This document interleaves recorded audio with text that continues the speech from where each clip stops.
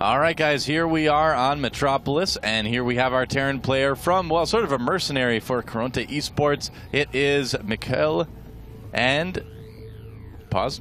All right, and on the left side of the map, in the green, from its GoSu, a really good Zerg player, it is ViBe. All right, we'll see what ViBe has to offer. As unfortunately, Soji said he had never seen the previous map before, but it is now in GSL and IPL, so major tournaments starting to pick it up. This one, though, is Metropolis. Should be a little bit more familiar map. It's been in GSL for a while, and of course, is now on the ladder. Was on the ladder. They actually took it out, yeah, because of technical problems. Yeah, frame rate issues, apparently. I never experienced that myself, but I guess enough people did that they wanted to tweak it a little bit before they re-release it. Too bad, because I do actually like this map. It's a fun map to play on. Yep, I like it as well. It's especially clever with a couple of additions, as you guys can see up at the front. If you've never played this map before for whatever reason, you have destructible debris that actually cordon off part of the path into your natural. So, you know, players can break that down, but most people that are going to wall are going to build it right to the destructible debris.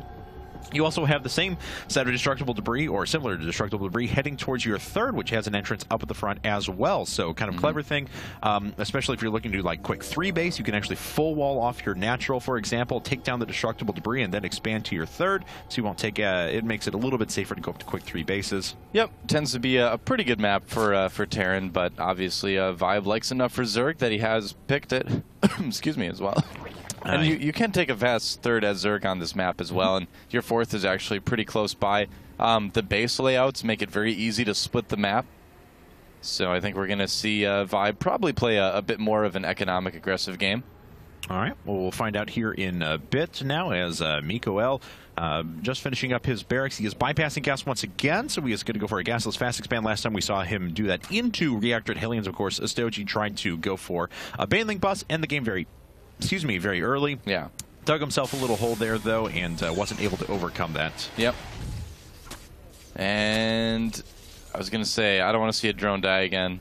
Don't. It's not worth it. Just scout. Leave. Yep. Go home. Go home. And, yeah. So it looks like ViBe is actually going to be going for pretty quick Zergling speed. He's getting that gas up at home. And I wouldn't be surprised to see him do something a little bit similar to what we saw our last Zerg player do, Astoji do. Only I think he's probably going to do it with just speedlings. A little bit safer, a little bit more economically friendly, I guess.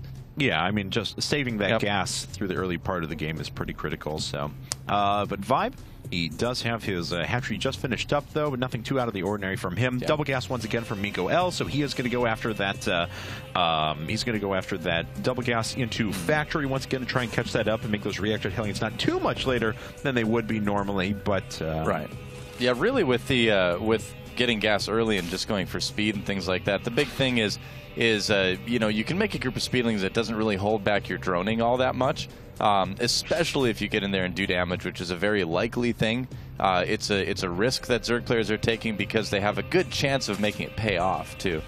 And yep, there's Zergling speed right away here. So we may see a round of 20 to 30 Zerglings a little bit later, and Mikhail putting up that bunker actually in another good place here.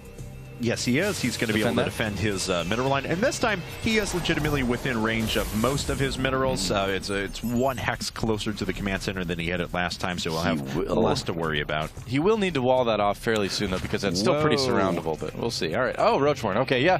So this is something that a lot of Zergs do. Stefano loves to do this. Actually, he did a lot more at the end of last year. Doesn't quite do it as much anymore, but what you do is you make something like about 4 to 7 roaches or so, and you kind of use them as mobile spine crawlers. You can put a little bit of pressure on, but basically they generally are more defensive. And then from here, what a lot of Zerg players like to do is go for very fast lair with Broodlords. Like when Stefano, I keep bringing up Stefano because he's Zerg I've been studying a lot lately. He's obviously very good. And I know ViBe really likes his play a lot too. And Stefano likes to get, Broodlords by about 15, 16 minutes. Very, very quick. Oh, wow. 8 roaches already, though. Yep.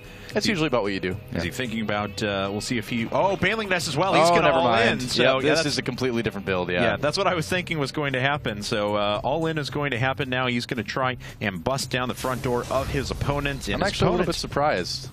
This is not usually, well, in my recent experience, not how a ViBe likes to play it. I think he just wants to end the game early. We'll see if he can. All right. Well, he's already got a lot of units making their way out. I think this is not a lot of defenses up for Mikael, though, if we're honest. He's investing in an add-on as well. So, but he does see the roaches making their way out. Yep, yeah, he does scout it, so he will have some time to put up get another bunker started at least, or maybe another barracks or two. Actually, he's going to... Okay, I was wondering if he was maybe going to fly one of the buildings down to make more of a wall, but looks like he's just going to try to defend it with just this. This actually could go okay for ViBe because those Marines coming out of the barracks are not going to be significant enough to get in there and defend this. He's making a tank as well, but siege mode is going to be very late. Oh, man. And Mikael made a conscious decision, you know, to bypass an additional 2 or 3 barracks and put up that next command center as well to reinforce his economy. And that's it. There's 3 Marines inside of a bunker holding against all these units, and I just don't think that that's going to be enough. ViBe going to bust on through, and there is nothing standing in his way. Yeah, the tank is going to pop out and probably just immediately die. Oh, no, the Banelings. Oh, wow. GG. Yeah, nicely played by ViBe.